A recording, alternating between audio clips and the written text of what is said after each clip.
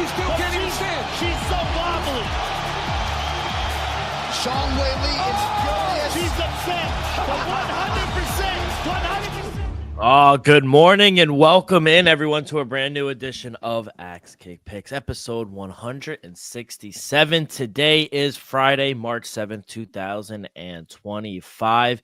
And kid, wildfires by you, huh? How you doing over there down in South Carolina? Yeah, we're all doing good. Yeah, I was probably focused on the fights that were going on this morning, and last night was pretty hot as well.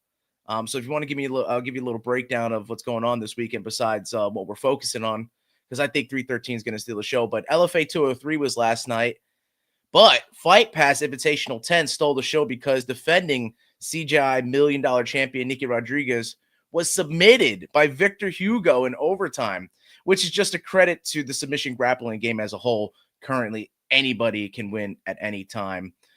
The fights I mentioned this morning were from one. One is having a doubleheader today. Friday Fights 99 is currently on, and tonight we'll host Fight Night 29 on Prime Video, Rodriguez versus McManaman. And last but not least, Octagon 68 will be on tomorrow alongside Cage Warriors 183, and that'll take place in the afternoon. Let's go. One card to 100, right? Yeah, that's exactly right. Let's fucking go. But yeah, we got a great show for you guys. Got a lot to recap. It was an eventful weekend, to say the least, last weekend. I mean, we could go in any direction. And then we got preview and picks for all the fights for UFC 313 going down at the T-Mobile Arena. Press conference. Did you catch it yesterday? Yeah. I thought it was pretty good. Talking some shit. I like it. Yeah, I do. Like Turning heel, just like everyone you didn't expect this year. Exactly. We got some big boxing news to talk about with old Turki Al-Sheikh and Dana White a little end towards the end of the show, and then we'll end in Poland with KSW 104. But let's recap last week. If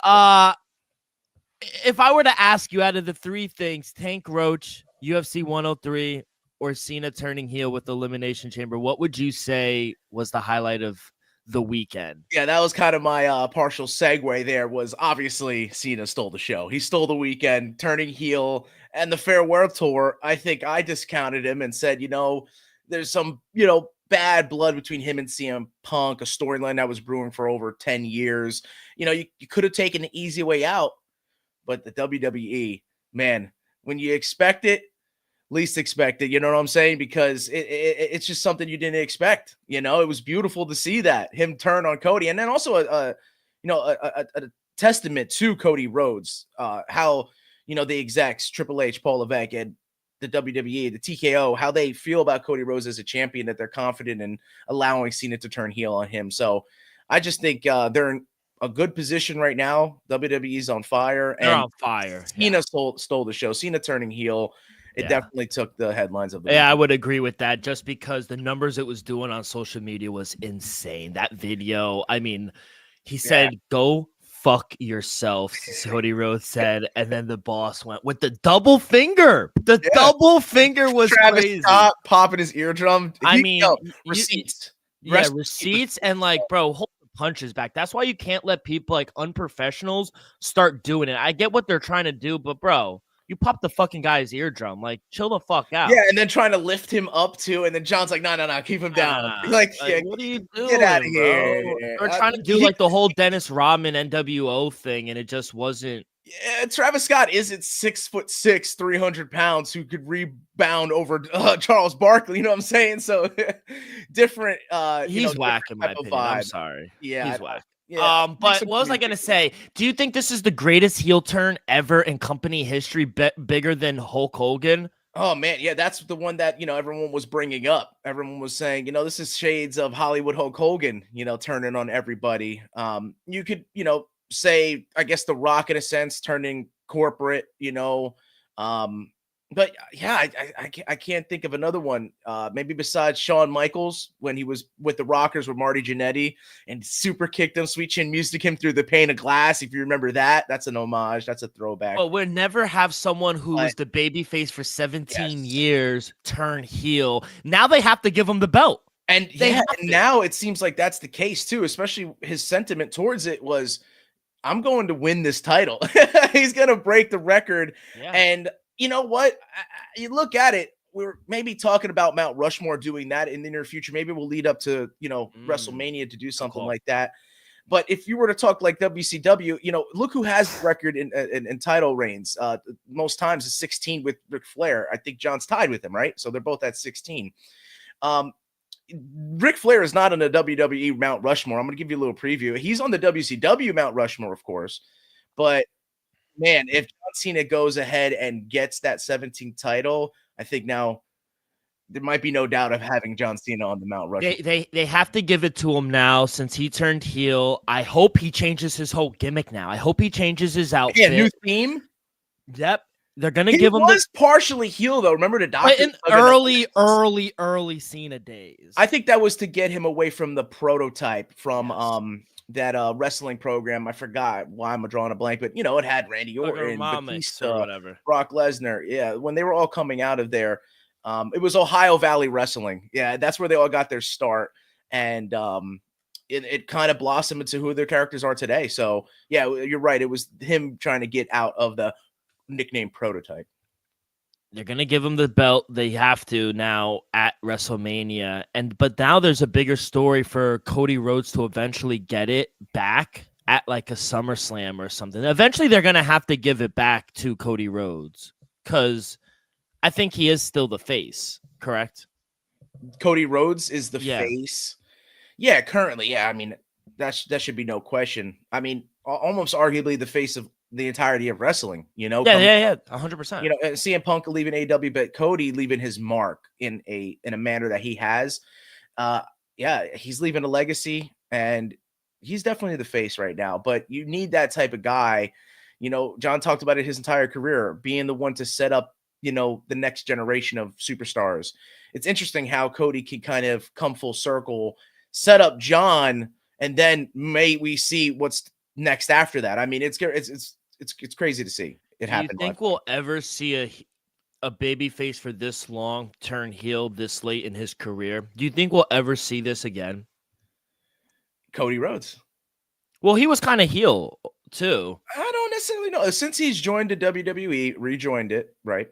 I think this is a new Cody Rhodes, right? We can't give his first stint in WWE any real recognition besides what it was. Obviously, I don't think you could put that character into him now. So the American Nightmare is a totally new character from Cody Rhodes, and he's been nothing but babyface. So who's to say that he can't be the next, so quote unquote? But is it going to be 17 years? Maybe not the longevity, but somewhere where, like we said, face of the company, the babyface, and all of a sudden he turns on someone we least expect. So. Did you see I can't wait for tonight because John Cena will make his first appearance, and I think they botched that. You got to make your first appearance right after Raw, right on Raw the next day. Turn it around, and we need to hear him speak. Yeah. I love what CM Punk did. He went after the Rock. The Rock. Yeah, I think there was a little truth behind it too. Like he actually really meant some of the stuff. Trying to channel his his older pipe bomb. He just didn't give a fuck, and I love it. That's why he's the best in the world. Yeah, he could. That's the thing about CM Punk, man. You give him the mic and just let him go. I think the WWE understands that now. I think they were fearful, especially Vinnie Mac, when they let the reins loose on him and he just went off. So now I think they kind of understand who CM Punk is and what they'll be getting into if they let him go. Yeah, 100%. I thought it was amazing. You're right. I mean, it's been incredible what Paul Levesque has been doing for this company, and just the creative writing has just been absolutely amazing. So, yeah, we're on to what's next? WrestleMania. WrestleMania is it's April. A 2-night event, Allegiant Stadium. That's why, honestly, timing wise for Cena, I mean, it kind of keeps it hot. Getting the Rock right involved before WrestleMania. I mean, it's not likely that we're going to see like a, double agent where like, Cena could turn on the Rock as well, or maybe Rock turns on Cena. I mean, I don't know what to expect necessarily for this road to WrestleMania, but man, I'm glued to the TV every time they hop on. 100%. Evolution is back too for the WWE. What else? Backlash is in France this year. Money in the Bank. The Great American Bash for NXT. We got the draft coming up too. the draft is after the WrestleMania sometime in April. So can't wait for that. But yeah, WWE is hot as ever.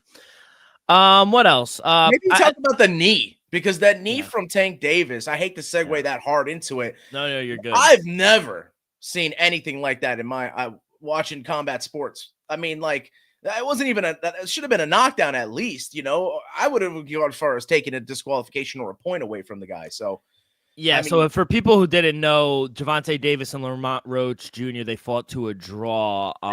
One judge did have it 115-113, but if you two take that point, it's 114 apiece. Yeah, man, I got so many ways to go about this. One, it's a travesty. Lamont Roach got robbed because I thought he won the fight regardless. He fought the fight of his life that night. I mean, and you would think he was the bigger guy, but he's the one who actually went up in weight class to fight Gervonta Davis, and he was just going forward. I thought Gervonta won some of the earlier rounds, but as the fight got on, he could take the punch. He was going forward, and yo, Lamont Roach, all the respect to him, because us, including, we counted him out. Holy shit, he is a fucking fighter, man. And they got to run the rematch back. And all this stuff with the grease and I don't buy that shit. He should have been disqualified right then and there. And the judge, not the judge, or the referee, point, and it would have been a Roach decision. And the ref, apparently he's a good ref. I don't have his name in front of me, but apparently he was even saying, hey, that you can't take a knee, like even like condoning his behavior and then wiping his face mid-fight. It was just so odd. Not good for the sport of boxing, honestly. And Lamont Roach got robbed of his biggest win of his life. He got robbed millions of dollars. It's sad. Right. Yeah, no, and you got to give credit, like you said, to the guys moving up. I think it's shades of like Canelo. We always talk about, oh, well, maybe the bigger guys dropping in weight, but you also got to think the undersized guys going up, and he had his gas tank. You know, he was able to avoid the big shots. I mean, like you said, he fought a perfect fight. He followed the game plan to a T, and it still amounted to nothing. And that's why we have issues with boxing, because it still seems corrupt, man, whether it comes to the judging or the refereeing or the commission-based or having Turki Al-Sheikh read scorecards to his fighters. I mean, it's not perfect. And I think we're just going to have to deal with, I guess, the bumps and bruises of a growing aspect with more eyes on it. I mean, the sport's pretty much evolved, but you know, now that there's more and more eyes on everything in the world, I think we're getting to a point where we need to kind of perfect these things and not have it so easily swayed in the favor of one side or another. That's corruption in its fullest form. So we need to avoid that wholeheartedly. We want these athletes to basically share us their language, you know, by going out there and putting it out there without any advantage, whether it's synthetic or, you know, like I said, the corruption aspect. We want them to do it in their purest form. So let the fighters fight. It's insane. The New York Athletic Commission should be ashamed of themselves. Do not bring this fight back to New York. Fight in the DMV. It'd be bigger there. Both of them. I heard that they're trying not to get the rematch. It's insane. They have a rematch clause. Even Gervonta said after the fight, let's run it back. Lamont Roach said he's going to invoke and honestly, they have a lawsuit. They should sue. And I know Devin Haney was found not awarded his. and that's a good point, because usually nothing's made of it, but they have a really good chance. And they told me, and they not told me, they said to the people or Lamont Roach, the replay wasn't working. Oh, it just happened to not work. There's 50 monitors in front of ringside. You're telling me you couldn't see any of them? When all these circumstances occur simultaneously, it's not just coincidence. Corrupt. They are corrupt people. They should be ashamed of themselves. And the one thing I'll harp on Lamont Roach's team, what they did wrong, you should have been fucking outraged at that point. As soon as he took a knee, your team should have been saying, that's a knockdown. That's a knockdown. They said nothing. They were quiet. Yeah. You got to be outraged. You have to speak your voice, because people will take advantage of you. In a corrupt system, the system is unjust. Yep. It's a shame. He should have won a split decision. or he should have been disqualified when he got his face wiped. And I'm glad the hairstylist came out and said, I braided his hair on Wednesday. He cut weight, he sparred, there was no issue. Now there's an issue in round 9. And we don't even allow coaches to coach their fighters when there's an injury timeout or there's something that occurs, for allowing him to go in there and get actually touched by his corner during a round. Yeah, It's like insane. you said, I go on this far as disqualifying the guy. Oh, 100%. But at least the point should have been taken. And like we said, that robbed Roach of a decision. Robbed them millions of dollars. I think there could be big old ripple effects in the sport of boxing if they don't address this immediately. So yeah, hopefully they get it together. Do they run it back immediately? They have to. I think they should, but you know how boxing seems to want to work. It might not go that route. So it's unfortunate. I mean, look who Canelo's fighting next. Absolute no name. And we want him to have a big fight next. So, well, we might get that with the whole merger. And I always wanted to know because they Tank Davis said, I was gonna call out a name. I'm gonna wait because I think we should run this back. He was like, and they was like, oh, who are you gonna call out? He goes, oh, he was in my locker room, but that's all I'll say. Do you know who was in his locker room before the fight? Who was saying this? Tank Davis. Isn't he no, Shakur's a Floyd guy, right? Mm-hmm. I was not gonna say Floyd then. Who? The problem child, Jake Paul. I don't know how that would happen if he would go up or they would meet in the middle, but I know it's all funny and a lot of people laugh, but let's not face it that Jake Paul is one of the biggest boxing stars in the game right now. He really is. Yeah. I mean, but that may speak volumes about the sport of boxing currently. Sham.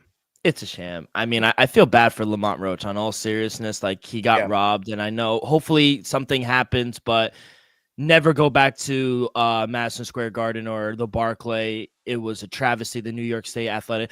Do it in California or Las Vegas or Saskatoon, the DMV. Wisconsin. I mean, give those fans some fights. Come on. Fucking monitor not working. That was a travesty. But, man, we were wrong. What a fight. And I thought Lamont Roach, man, I really thought he fought the fight of his life that night, and he's tough, man. He really is. I didn't think he was that good of a fighter until I saw him against Tank Davis, and Tank Davis usually does start a little slow because he thinks that left hook is eventually going to land to the body or to the head somewhere. Yeah, but it didn't, and he ate it, and the guy's good. Yeah, it's a shame because that scorecard that judge scored, they scored in favor of Tank Davis, didn't they? Insane. That's it could have been acceptable as a majority draw, but that judge should have scored in favor of Lamont Roach. So it's a shame how that went down. Let's go over to the West Coast, the Mega Apex UFC fight night. Manel Kape versus what a weird fight night. Really weird. Now, are we calling it the Claw KO? Because the Eye Claw was definitely... Bro looking like a more efficient version of Chris Weidman out there going for the eye poke. Jeez. I mean, I don't want to take anything away from Manel Kape because I do think he fought a really good fight, but that was twice in one fight. And now that's 2 weeks in a row for the main event. I don't know what's going on. It's these old gloves. You do something, and then you're watching Betted, and UFC blocks out Trevor Whitman's ONX, the Onyx brand. So just cut your nose off to spite your face, UFC. Go ahead. Yeah. Thoughts on Manel Kape, because I thought he fought well, and I think he should be next. I don't know why I faded the man. He's more educated on the feet than Asu Almabayev. With the smaller guys, I mean, I guess if you could hold it out and maybe grind out an opponent, you can come out victorious on the judges. But I think that's the X factor with Manel Kape is just how lightning fast he is on the feet. I think he has the ability to finish any fighter at 125. That's his thing. It's just his inability to maybe get up after a takedown, but he hasn't gotten there as of late. So he has been looking really good. That loss with the Makayev, I think set him back a little bit because especially the Makayev getting cut right after it set him back because I think we were seeing him already in the title picture. I don't know if he's necessarily this is a last minute replacement. You got to mind you that I think it's unfortunate. Some guys are just unlucky. And I think Manel Kape, even though his skills say that he should challenge for a title, I think he needs one more fight. I think he needs to get that fight that was originally scheduled back, or maybe another top 3 opponent so that he can get to the title. I mean, that's the problem here. There needs to be new blood in the flyweight division because Kai Kara France is going to get the next shot at Pantoja. You really want him to fight a Moreno? Moreno has a fight. You really want him to fight a Royval? Like, he shouldn't even have to do that at this point, I think. You need new blood. They keep Steve Erceg at 8. You're exactly right. At flyweight division, I mean, there's a lot of interesting topics to talk about at 125 as compared to they were talking about taking that division away. I think they needed to keep a closer eye out for the heavyweight division because look who they're mixing Curtis Blades up against. I mean, oh my God. So it's, you know, I think there's more worry in that division than there is for the flyweight division. It's just the matchmakers need to do it the right way. And I could actually agree with that. Manel Cat could be catapulted up there, but you know, something's telling me that they're seeing it as he needs one more fight. And I know you said it would be tough for him to fight a Moreno or Royval, but that's what it's looking like it's going to happen. Who would you, if he does have to fight one more to get that shot, who would you fight? It was supposed to be Royval, wasn't it? Yeah. I think you got to run that. You got to get that back. It sucks because, you know, Manel Cap had to take, you know, some damage from Amabaya where Royval was hurt, but he doesn't have to take any shots to the head. And now he can come back rested in a sense, recovered from the injury and can have a good training camp. So it's not going to be as easy for Manel Cap this time around as say, as primed and ready he was for this matchup. Yeah, he did get the performance of the night as well, $50,000 bonus, but who really should have got it? My boy Cody Brundage. What a fucking knockout. Julian Marquez has to go. The guys that can't. Cut him. Yeah, guys that can't. You sold, you fumbled the bag with Miley multiple times, and then you get knocked out by Cody Brundage. Come on, be real. Good cut. One fight. I mean, Nasper Hackbrass. What a fight. I mean, I'm so glad they won fight of the night. Split decision. I thought it could have went either way. I wasn't upset, even though I did have Esteban Ribovic. Yeah. But Hasparak did do enough to win that fight, so I'm not mad. And last couple of fights for Hackbrass, he's on the tear now. He's looking good. Yeah, dude, we said it. Even though I leaned Ribovic because he's just a very exciting fighter, Hackbrass was absolutely live in that. I mean, they were counting this dude out. I think there's going to be plenty of surprises for UFC 13 as well with people being counted out. So you got to keep an eye out for those big dogs because sometimes they hit and they're due for those wins.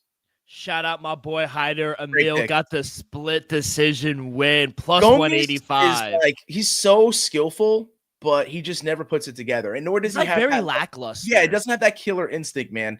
So, you know, I think Hyder Emil, he has it. You know, he at least went for it in that fight.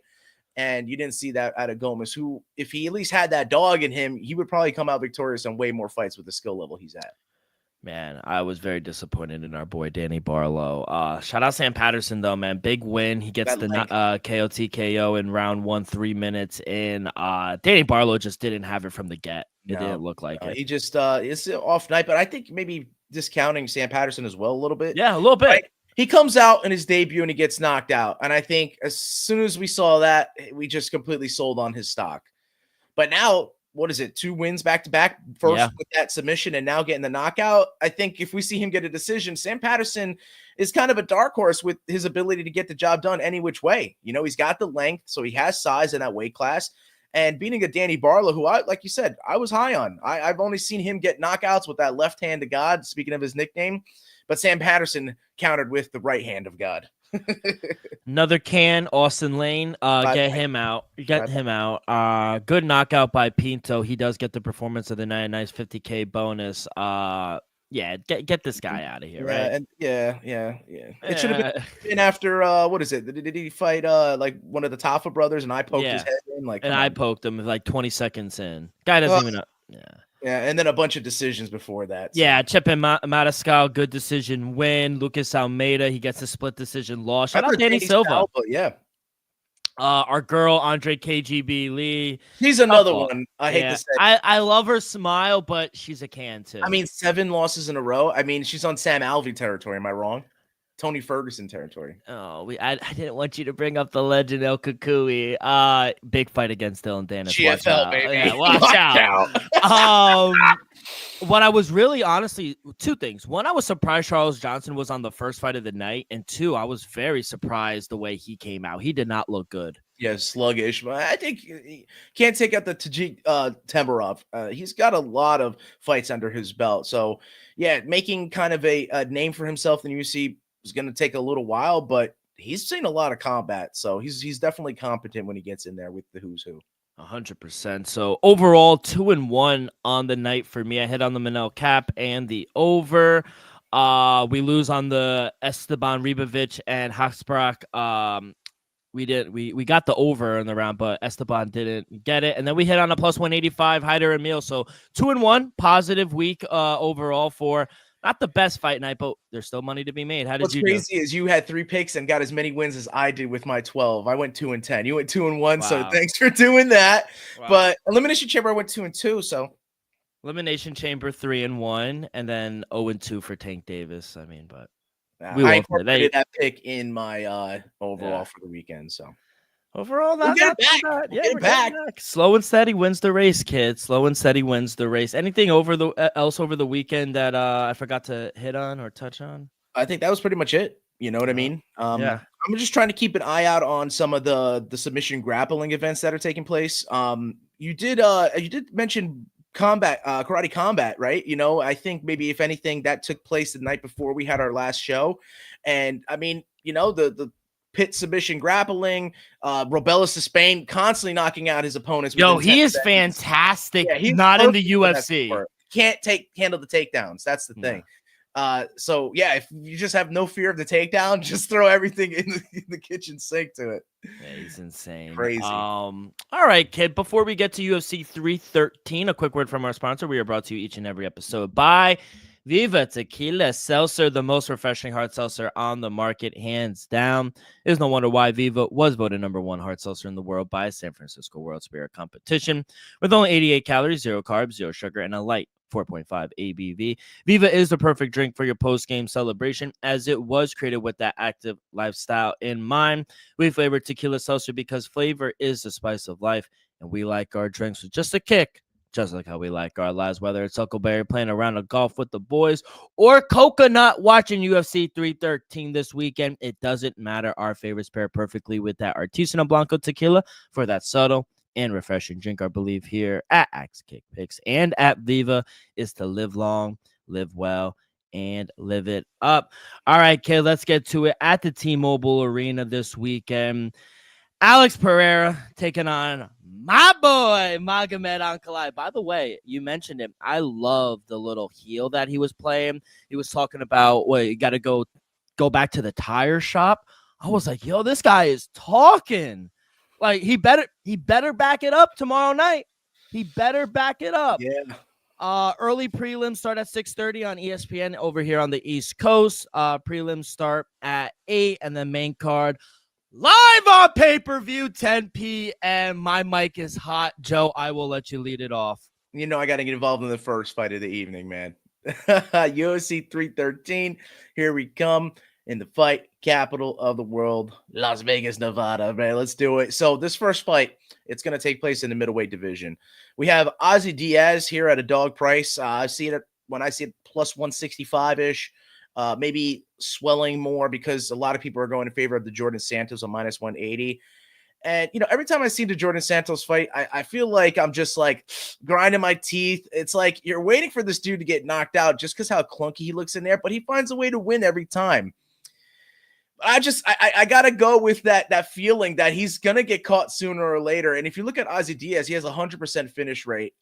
It's more likely about twice the amount of times that he gets those finishes. He's doing it in the first round, whether it's submission or knockout. Granted, he has only lost inside the distance himself. So yeah, if you want to take a prop, maybe Santos with some way, because he's only lost via decision. But man, I'm going to go with Ozzy Diaz here with the round 1 win. Like I said, the chances are he's going to get it done in the first round, whether it's the knockout or the submission. Not necessarily sure which way to lean, but I will go and take a chance on the first fight of the evening. at the round 1 win for Ozzy Diaz at plus 770. Fantastic odds to start us up with. And if you win that bet early, I'm sure the rest of the night will be fantastic. So let's take a step to the bantamweight division here. Last minute replacement, Chris Gutierrez. Kudos to him for stepping in here.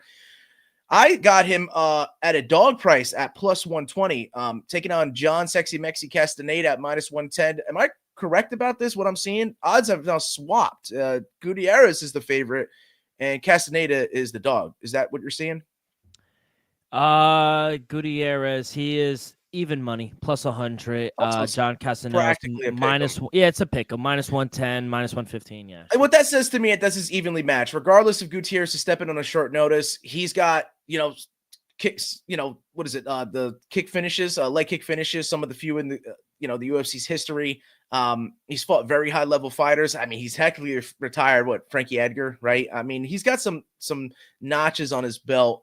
And John Castaneda, he's got the camp. He had an expected opponent. He was ready to fight on 313. So I don't see him like getting finished in this fight.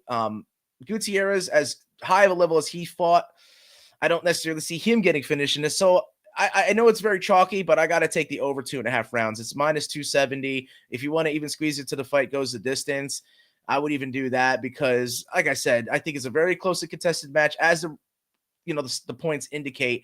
Let's go ahead and get a, from one very high risk bet right into the safest bet I think I have for tonight. So kind of balance it out as the universe wants us to do. So let's move into the featherweight division. And Myron Santos, tough winner, went and visited the house in the embedded. He seems like a very humble dude. He's minus 280 as a favorite, but man, Francis Fire Marshall, New Jersey's own, plus 290 might be some value if you're willing to take a plan because that wrestling is very strong from him, and he has great jiu-jitsu, and he seems to have a dog, as we talked about, who's got the dog in him. When it comes to biting down your mouthpiece and throwing, he's not afraid to do so. So I expect this to be a very entertaining fight.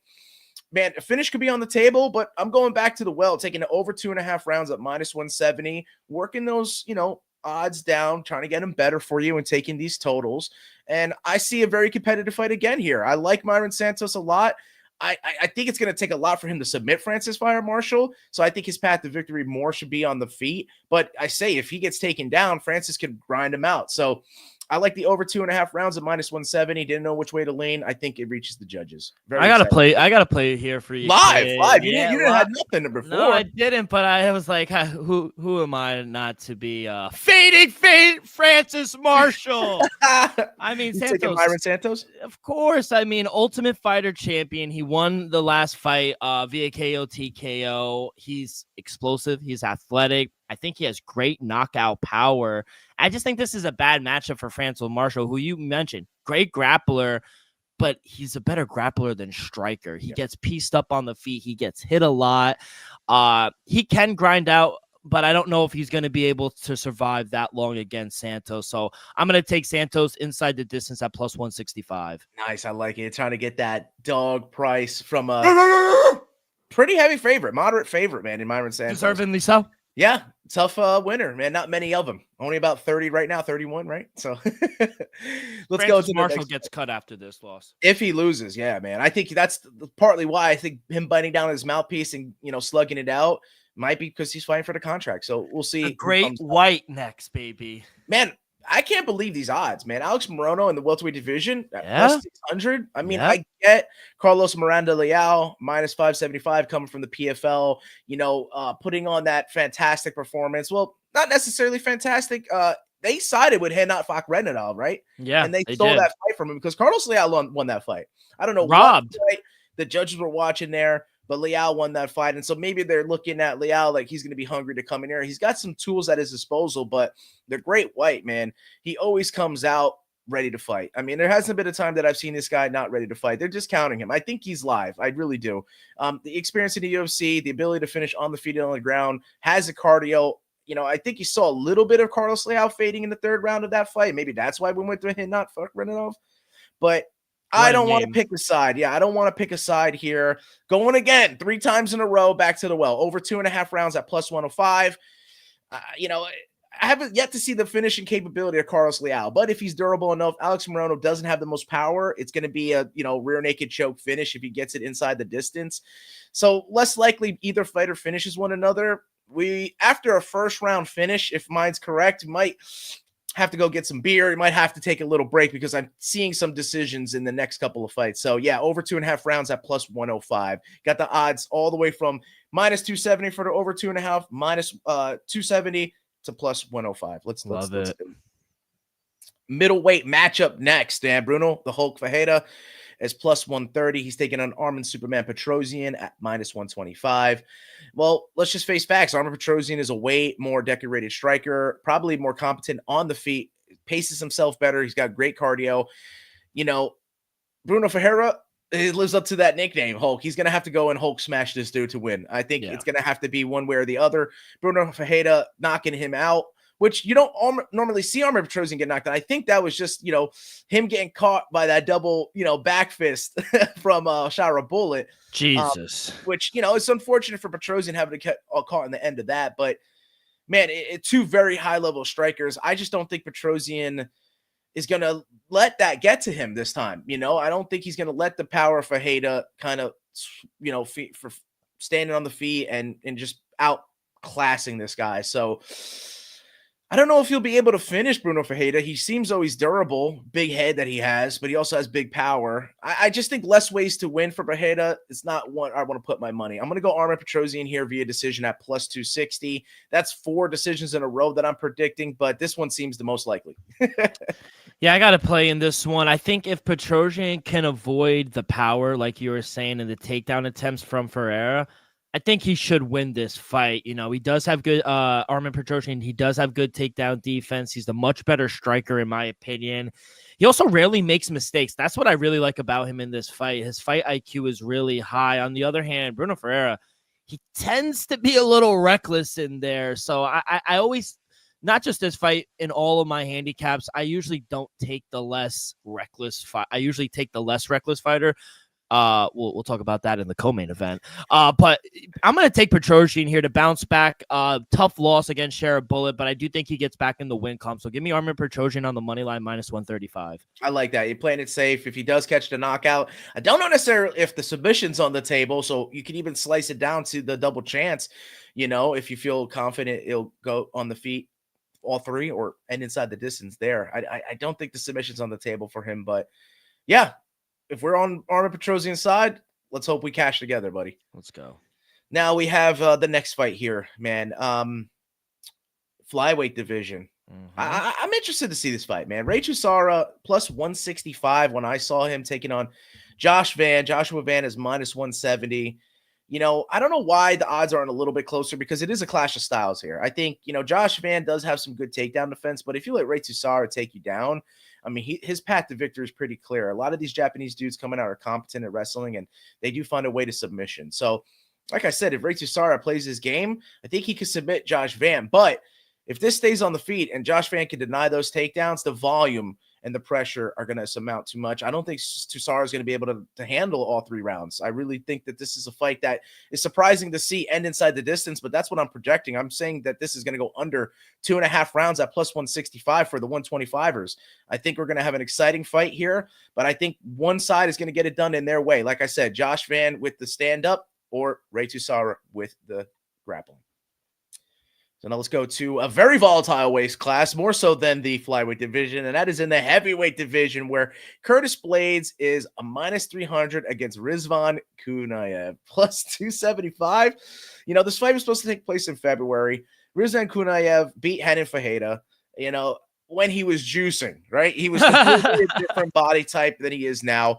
You look at his skills, though, and he's definitely got some skills on the feet, He hasn't looked the most physically appealing, though. After the steroid positive test, and since then, he's kind of looked, I don't know, man. I'm trying to think like a Jake Collier, right? Jake Collier used to fight at middleweight. Mm-hmm. And this is no disrespect, but he was at 185, pretty lean and fit.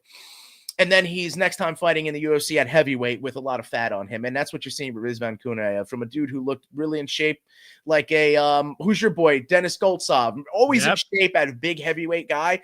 But now he's got a belly. You know, it's like he's been drinking beers with Sean Jordan or something like that in the offseason. So it's definitely something where he's not juicing.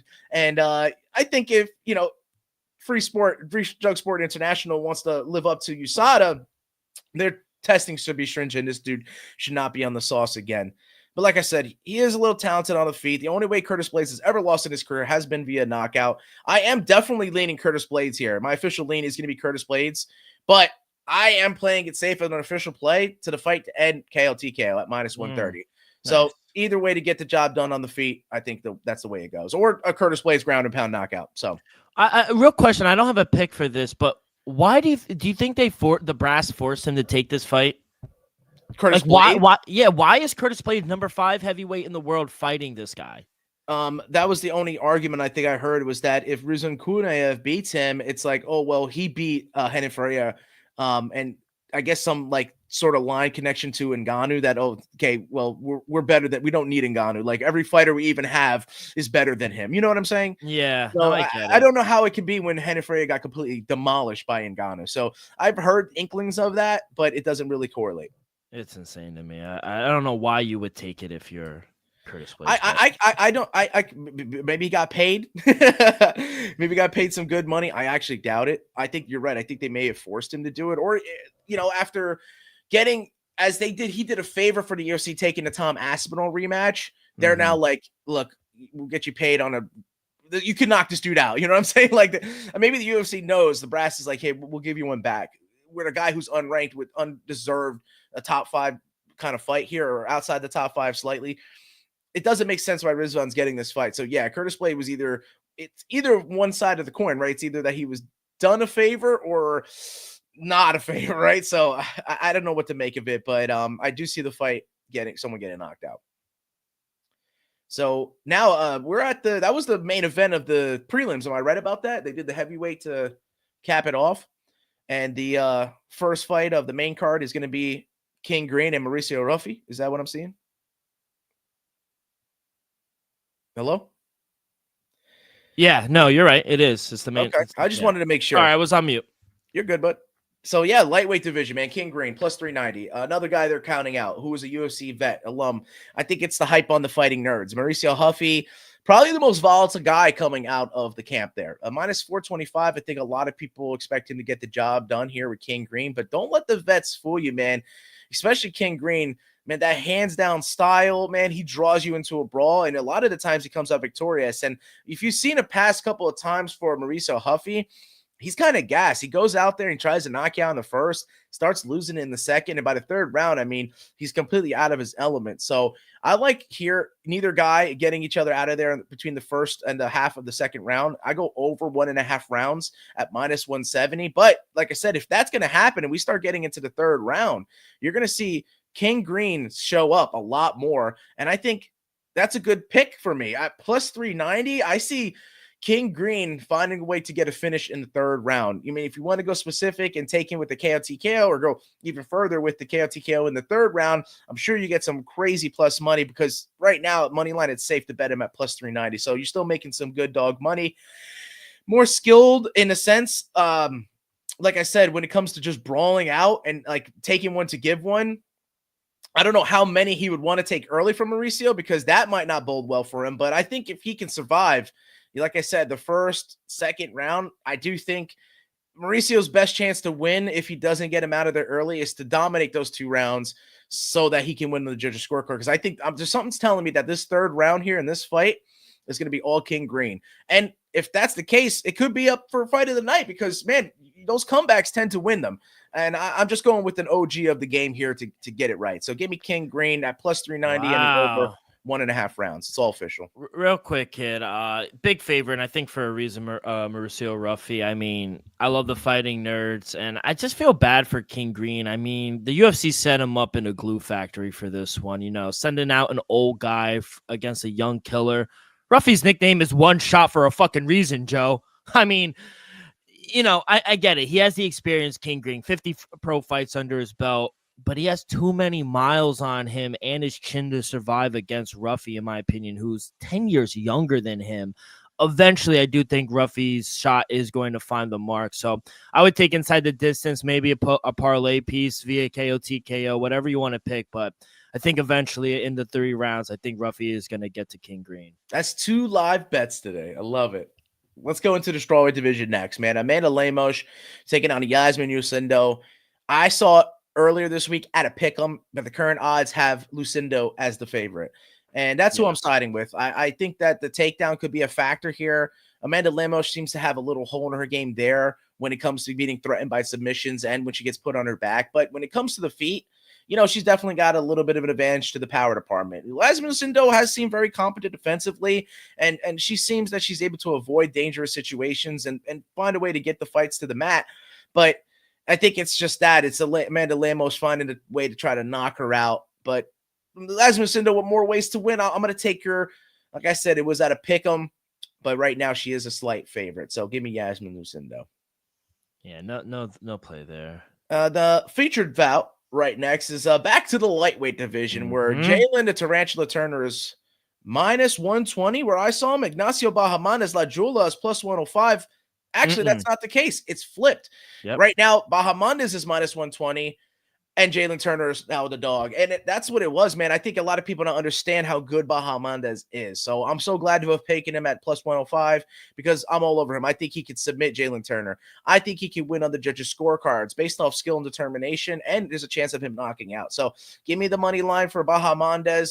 I'd like the excitement level. One of the few guys that can match up with the length and size of Jalen Turner in this division. Everyone was talking about Jalen Turner fighting for a title. This is the type of fight that where all of our attention turns to Ignacio Bahamondes as being a dark horse in the lightweight division. What a fucking name, too. Bahamondes. I love his fucking name. I'm on him, too, on the money line, -125. I think this should be fight of the night. Very fun, striking battle. Turner 1-3 in his last 4 fights. He has a loss, a second-round KO to Manny Moicano back at UFC 300. Probably one of his most disappointing losses, in my opinion. And now he goes on and takes on a dangerous striker who's on a 2-fight win streak, knockout win streak, I might add. He's confident.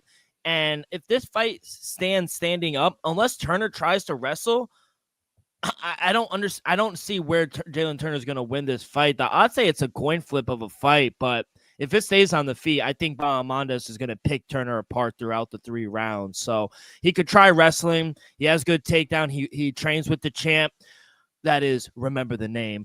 I'm going to take Bahamondes here. I think he's one of the best strikers in the UFC, and I think he should have been a bigger favorite. I'll take the -125. I think it's a great odds. Right? Heck yeah, man. I love that kid, man. I think he's a star. I really do. And this could be a fight that makes him one. He's 6'3". Like he's just as tall as Turner. Yeah, I love it. Absolutely. So we've done here to the co-main event of UFC 313.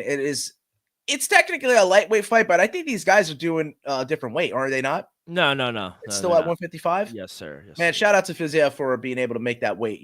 Justin Gaethje's got a camp. He's coming in. A lot of people are worried about his, just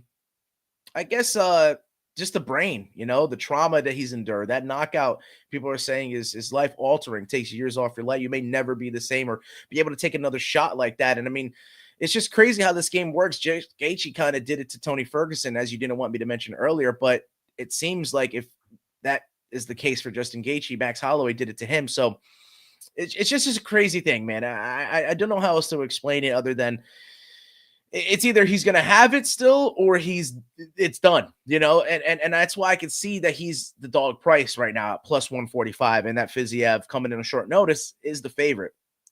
Coming back from injury, he still can be regarded as the faster fighter, right? He's going to be technically savvy. He's going to, do everything right in there, where Justin Gaethje may not do everything right, but just, that chin, right? The power he possesses and, the will to get into those firefights. That's what makes Gaethje your favorite fighter's favorite fighter.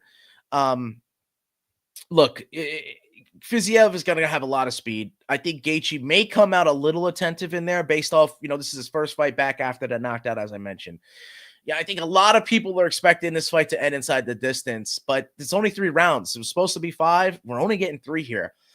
I don't necessarily see a finish. I know I had a lot of decisions going on in this card, and I don't expect this card to be, boring decisions, as Justin Gaethje's fights and Rafael Fiziev fights are never, even if they go to the judges, boring. But I do expect it to go to the judges' scorecards, because if we got the 4th or 5th round, then maybe we would have possibly seen a finish. So I don't think Gaethje's going out. I think Fiziev actually stepping on a short notice may favor him in a slight way. I got the fight going to the distance, going to the judges' scorecards, plus 105, slight plus money to do that. With only 3 rounds, it gives me a little more confidence than seeing someone get put out. So give me that fight going the distance. Yeah, I love and also that fight is enshrined right behind me. I mean, that I just watched it back, that fight, and I love on the press conference he goes, "Yeah, maybe the reason I'm a underdog is because I fell asleep and I don't." Yeah, I thought that was kind of funny. You gotta laugh at yourself, but I agree to your point. You can't take that much damage and then be okay. I think that's why you've seen the long layoff with Justin Gaethje. Love that it's a 3-round fight. In their first fight, Gaethje won a very close decision, even though I did think Fiziev did win that fight. I think Fiziev is the better striker. I think he's the cleaner striker. I think he's the faster striker, and I don't even particularly think it's close. However, Gaethje's striking volume, I think, might have gotten him the nod in the first fight on the scorecards, which is why I think they gave it to him. Don't agree with the 10-8 in the 3rd round, but I digress. I do think, obviously, Gaethje has the wrestling background, but he just never uses it. He's not using it. He's not going to use it. None of them are going to use it. He's coming off that brutal KO loss in his last fight. I think the odds are correct. I think Fiziev is the favorite for a reason. I think he's going to be coming off that ACL injury. I think he's going to be the cleaner striker, and I think he's eventually going to catch Gaethje. So I am going to take Fiziev on the money line. He's a minus 155. I see at one book. So shop around for the best price. But if you want to take him inside the distance, this fight I don't think will go the distance, if I'm being contrary to Joe. But I think both of these guys are highlight entertainers, and they're going to want to put on a show like the first fight, even though it did go 3 rounds. But I think Fiziev is the better, cleaner striker, and I'm going to take him to win the fight. I think he's the more healthier fighter, if I should say that as well. I mean, I'm trying to remember when like the eyes for me kind of open with Fiziev. It was that spinning heel kick knockout. Yeah, I forgot to who, man, and I should know. But like that opened up my eyes to him, and let's see. He's legit. Let's see if he can put it on display and get that back, because you're right. He lost the first time against Gaethje. So he could come out and want to prove a point. I think we'll see how the injury recoups, and we'll see how the brain recoups for both fighters. I think it's a fight that could go down as fight of the night as well. I mean, like you said, both of these guys are highlight fighters. I think it is between the 3. The King Green and Mauricio Huffy fight, the Jalen Turner and Ignacio Bahamondes fight, and this Justin Gaethje and Rafael Fiziev fight. If you were to pick a side or come down on a lean, who would you side with? Split decision, Rafael Fiziev. Thank you. All right. Yeah, I think it's going to be close. Yeah, I agree. So we've made it to the main event of UFC 313. It is for the UFC Light Heavyweight Championship. Win or lose, Alex Pereira is going up to heavyweight, knocking out John Jones. Okay. Alex Pereira and Magomed Ankalaev taking on one another. And am I correct? Am I wrong? I'm seeing this as a pick'em. This is a pick'em fight right now. Right now, Pereira short favorite, minus 115, minus 120. Okay. Magomed short underdog, minus 104. Checked earlier this week, and I think, Pereira is slightly favored, right? For some reason, I think Ankalaev got favored again, right? It like switched, and then it went to a pick'em, and now you're saying back to Pereira again. So this is all over the place. I mean, on paper, Magomed should beat this guy, right? Magomed Ankalaev should beat Alex Pereira. He should be able to take him down or match him on the feet. Just more ways to win, right? But it's just denying Alex Pereira. It's the constant, like saying that he's not going to get the job done, when every time he comes out there, he proves us all wrong. So I do have a future for Magomed Ankalaev, and normally I like backing it, but I'm going to hedge myself and pick Poatan Pereira. Be the second round KO TKO at plus 1,000. Look, if Magomed can maybe close the distance and get him on the mat in the first round, I think a lot of us are expecting this is going to continue for the rest of the fight. But all it takes is one. as many as times as Alex Pereira has been taken down in his fights, Magomed Ankalaev has gotten caught. And he cannot do that with Alex Pereira. Even if it happens just once, even if it's the 4th or 5th round, he will go out. I don't think anyone can handle the power of Alex Pereira. So, yeah, I just think it happens in the 2nd round. And hedging myself because I have the future on Magomed Ankalaev. So I can't be wrong in this main event. Yeah, kid, I'm going to take Magomed Ankalaev as well. He is my future here. Minus 105. Don't get it twisted. I am a huge fan of Alex Pereira. He cemented himself already as an MMA legend, but stylistically, Ankalaev, I do think he has the skills to match him on the feet, and I think he's going to take a huge advantage on the ground. I know they're saying he's going to stand up with him, but he'd be a fool to just stand and bang with Alex Pereira for 5 rounds. So I'm going to take the slight underdog, as long as Ankalaev could stay and avoid the early leg kicks, because we saw what Jan Blachowicz was able to scary. do. Yeah, you're right. Wow. If he could avoid those early leg kicks from Pereira, I think he just has more ways to win this fight. Even where Pereira might be better, I just don't think it's by much. So give me Ankalaev and send Pereira back to the tire shop, baby. Yeah. Nah, man, it's just, you can't forget the amount of competition that Alex Pereira has fought in kickboxing. I don't think Magomed Ankalaev is close to anybody in that world. You know what I'm saying? And if it came to pure kickboxing stuff, I think what makes Magomed great is the aspect of his, ability to grapple is there as a threat. And he doesn't do that. He likes standing and striking with them. But it's just hard for me to say that the superior athlete who, with all the disciplines and all the, experience, is going to let this guy finish him or win on the judges' scorecards. I think if it goes to the judges' scorecards, I think a lot of us will be left disappointed, but I don't think the UFC brass is going to let Mago win on it. It's going to go to a draw just like it did in the past, just like we're seeing in boxing. The collaboration between TKO, Dana White, and Turki Al-Sheikh, you saw that as well. I mean, we might be getting into some muddy waters, as maybe we picked up the show where we left off. So we do want to see the purest form of display of this athleticism from these fighters, but who the hell knows anymore? We could be in a day and age of complete corruption. So I just want to see the purest form of fighting on display this weekend, and may the best man win. That does it for UFC 313. Joe, thank you so much. Good luck this week. Enjoy the fight. Little news before we get up out of here. I mentioned it earlier in the show, but El Cucuy, big fight. GFL debut against Dylan Dennis, May 11th in LA. Wait, it's announced May 11th? May 11th, baby, Really? in LA.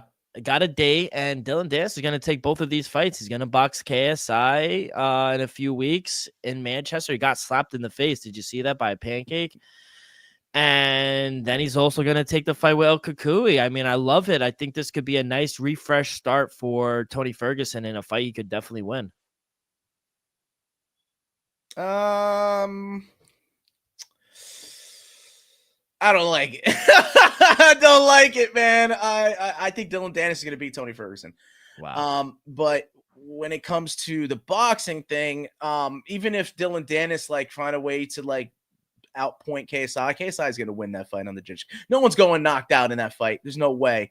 So yeah, it's going to be a KSI robbery, and then we're going to have to see Tony Ferguson lose another fight to Dylan Dennis of all people. So it's just I'm this close to fucking hanging up my gloves. I'm fucking this close.